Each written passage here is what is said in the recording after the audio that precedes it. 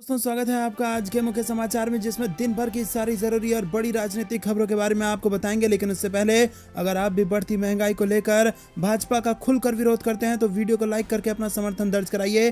Channel पर नए हैं तो लाल बटन को दबा के चैनल को सब्सक्राइब कीजिए और घंटी बजाकर कमेंट में लिखिए जय हिंद। दोस्तों रुक करते हैं तमाम बड़ी खबरों के। कब्जे को लेकर विवाद में बीजेपी नेता सहित 11 पर डकैती का मुकदमा दर्ज, घर में घुसकर मारपीट का लगा आरोप। दोस्तों आपको बता दें कि कानपुर में कब्जे को लेकर हुए विवाद में बड़ी खबर सामने आ रही है। दरअसल बीजेपी नेता पर घर में घुसकर मारपीट करने का आरोप लगा है और पूरा मामला काकादेव थाना क्षेत्र के शास्त्री नगर का है, जहां दुकान पर कब्जेदारी को लेकर महिला और बीजेपी नेता के परिवार के बीच विवाद चल रहा था। महिला का आरोप है कि बीजेपी नेता ने अपने परिवार वालों संग मिलकर घर में घुसकर बेटे बहू समेत अन्य सदस्यों के साथ मारपीट की है। दोस्तों रुक करते हैं अगली बड़ी खबर की तरफ।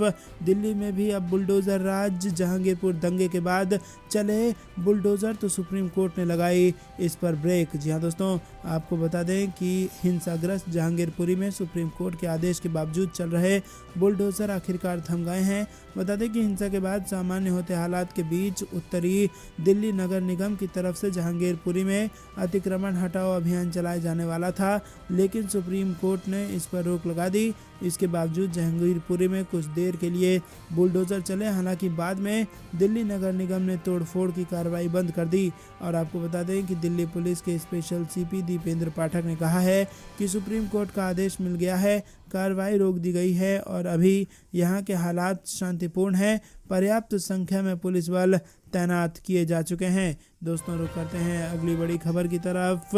चीन पर बुलडोजर तो दूर, दो शब्द बोलने की भी हिम्मत नहीं हुई। जहांगीरपुरी पर लेकर तेजस्वी यादव का पीएम मोदी पर निशाना। जी हाँ दोस्तों, राष्ट्रीय जनता दल के नेता तेजस्वी यादव ने बुधवार को दिल्ली में हिंसा प्रभावित जहांगीरपुर इलाके में अतिक्रमण विरोधी अभियान चलाए जाने को लेकर केंद्र सरकार और बीजेपी पर निशाना साधा। आपको बता दें, तेजस्वी यादव ने कहा कि चीन ने हमारी सीमा में 2 बार चीन बसा, लेकिन बुलडोजर तो दूर, इनकी हिम्मत नहीं हुई उसके बारे में 2 शब्द भी बोल सकें। बता दें कि बीजेपी शासित उत्तरी दिल्ली नगर निगम ने जहांगीरपुरी में 2 दिवसीय अतिक्रमण विरोधी अभियान बुधवार को शुरू कर दिया था। हालांकि सुप्रीम कोर्ट के आदेश के बाद कार्रवाई रोक दी गई। वहीं तेजस्वी यादव ने ट्वीट करते हुए कहा कि चीन ने हमारी सीमा में 2 गांव बसा लिए, लेकिन बुलडोजर तो दूर, इनकी हिम्मत नहीं उसके बारे में 2 शब्द भी बोल सके। बुलडोजर सिर्फ जाति धर्म देखकर ही चलाए जाएंगे या राष्ट्र की एकता, अखंडता व संविधान की भी चिंता करेंगे? अगर अवैध निर्माण है तो इतने वर्षों तक शासन प्रशासन क्या कर रहा था? रुक करते हैं अगली बड़ी खबर की तरफ। पंजाब से बड़ी खबर आ रही है दोस्तों। बिजली फ्री के वादे पर विपक्ष ने भगवंत मान को घेरा, पूछा शर्तें लगाकर क्यों पैदा किया जा रहा है कंफ्यूजन। जी हाँ दोस्तों, आपको बता दें कि पंजाब में बिजली फ्री के वादे को लेकर भगवंत मान की सरकार एक बार फिर से विपक्ष के निशाने पर आ गई है। भगवंत मान की सरकार 1 जुलाई से 300 यूनिट बिजली फ्री देने जा रही है, लेकिन सरकार की इस योजना का लाभ हर किसी को नहीं मिलेगा और इस पर शर्तें भी लागू होंगी। इसी बात को लेकर विपक्ष ने भगवंत मान की सरकार से सवाल पूछे हैं। पंजाब के सीएम भगवंत मान ने कहा, हर परिवार को 600 यूनिट बिजली फ्री दी जाएगी। ऐसा इसलिए क्योंकि बिजली बिल 2 महीने का बनता है। इसके साथ ही SC BC वर्ग, फ्रीडम फाइटर्स और BPL परिवारों का बिल इससे ज़्यादा आया तो उन्हें सिर्फ 600 यूनिट के ऊपर वाली यूनिट का बिल देना होगा। दोस्तों रुक करते हैं अगली बड़ी खबर की तरफ। कांग्रेस में कई दिनों से चल रहा बैठक का दौर, रणदीप सुरजेवाला ने बताया किस मुद्दे पर हुई बात। जी हाँ दोस्तों, पिछले 3 दिनों से लगातार हो रही कांग्रेस की बैठक के बाद रणदीप सिंह सुरजेवाला ने कहा है कि कांग्रेस अध्यक्ष सोनिया गांधी द्वारा निर्धारित की गई समिति कांग्रेस को मजबूत और दुरुस्त बनाने के लिए काम कर रही है। उन्होंने कहा 3 दिन से इसी मुद्दे पर बातचीत की जा रही है। बता दें कि बुधवार को 10 जनपथ में ये बैठक करीब 5 घंटे चली। उन्होंने बताया कि संगठन में बदलाव सुधार लाने की बात भी हो रही है। एक जिम्मेदार विपक्ष की भूमिका को निभाने के लिए मंथन किया गया। जनता की अपेक्षाओं पर खड़े उतरने की भी कोशिश की जा रही है। दोस्तों रुक करते हैं अगली बड़ी खबर की तरफ। कुमार विश्वास के बाद कांग्रेस नेता अलका लांबा के घर भी पहुंची पंजाब पुलिस। यहाँ दोस्तों, पंजाब पुलिस लगातार एक्शन में नजर आ रही है, जहां आम आदमी पार्टी के पूर्व नेता कुमार विश्वास के बाद अब दिल्ली में कांग्रेस नेता अलका लांबा के घर पर भी पंजाब पुलिस पहुंची है। अलका लांबा ने ट्वीट कर जानकारी दी है कि उनके घर पर पंजाब पुलिस के जवान पहुंचे हैं। हालांकि इससे पहले कुमार विश्वास ने अपने घर पर पंजाब पुलिस के जवानों के पहुंचने की तस्वीरों को शेयर किया था। अलका लांबा के घर पंजाब पुलिस किस मामले को लेकर पहुंची है, इस पर अभी कोई जानकारी नहीं मिली है। अलका लांबा ने अपने ट्वीट में लिखा, पंजाब पुलिस मेरे घर पहुंच चुकी है। दरअसल दोस्तों, दिल्ली के मुख्यमंत्री अरविंद केजरीवाल के खास रहे कुमार विश्वास ने सुबह ट्वीट कर कहा था कि सुबह सुबह पंजाब पुलिस द्वार पर पधारी है।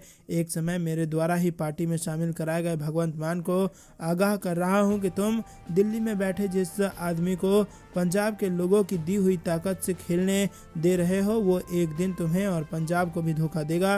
ये देश मेरी चेतावनी याद रखे। माना जा रहा है कि आम आदमी पार्टी के खिलाफ दिए गए बयानों के चलते दोनों नेताओं के घर आज पंजाब पुलिस पहुंच गई है। वहीं दोस्तों, आपको बता दें कि अलका लांबा पहले आम आदमी पार्टी की सदस्य थी और चांदनी चौक से विधायक भी थी, मगर बाद में उन्होंने पार्टी छोड़ दी थी। पार्टी छोड़ने के बाद वो आम आदमी पार्टी पर जमकर निशाना साधती रही हैं। माना जा रहा है कि उनके खिलाफ पुलिस एक्शन भी उनके बयानों को लेकर लिया जा रहा है। दोस्तों, रुक करते हैं अगली बड़ी खबर की तरफ। देश में हो रही अराजकता और गुंडागर्दी के लिए बीजेपी जिम्मेदार, बीजेपी के मुख्यालय पर बुलडोजर चलाओ। जी हाँ दोस्तों, मनीष सिसोदिया का बड़ा बयान सामने आया है। आपको बता दें कि दिल्ली के उप मुख्यमंत्री मनीष सिसोदिया ने प्रेस कॉन्फ्रेंस करके कहा है कि देश में बीजेपी की वजह से हर तरफ गुंडागर्दी हो रही है और बीजेपी पूरे देश में एक नया राग छेड़ रखा है बीजेपी ने, जो कि गुंडई का राग है, लफंगई का राग है। जिधर देखो बीजेपी पूरे देश में गुंडागर्दी और लफंगई की बात करती दिखेगी, शिक्षा, रोजगार और महंगाई की बात नहीं करती। और बीजेपी ने अराजकता का माहौल बना रखा है और वो हर तरफ गुंडई और लफंगई का नाम बन गई है। पिछले 8 साल से बीजेपी सत्ता में है और इसने विकास नहीं किया है। अगर ये गुंडागर्दी और लफंगई को बंद करना है तो इसका सरल तरीका है, बीजेपी के मुख्यालय में बुलडोजर चला दो। लफंगों के मुख्यालयों में अपने आप बुलडोजर चल जाएगा। बीजेपी ने देश भर में सबसे अधिक बांग्लादेशी और रोहिंग्या को क्या बसाया है। बीजेपी आज इसका हिसाब किताब दे कि उसने कहां कहां बांग्लादेशी और रोहिंग्या को बसाया। अगर आपके पास डाटा नहीं है तो आपको डूब मरना चाहिए।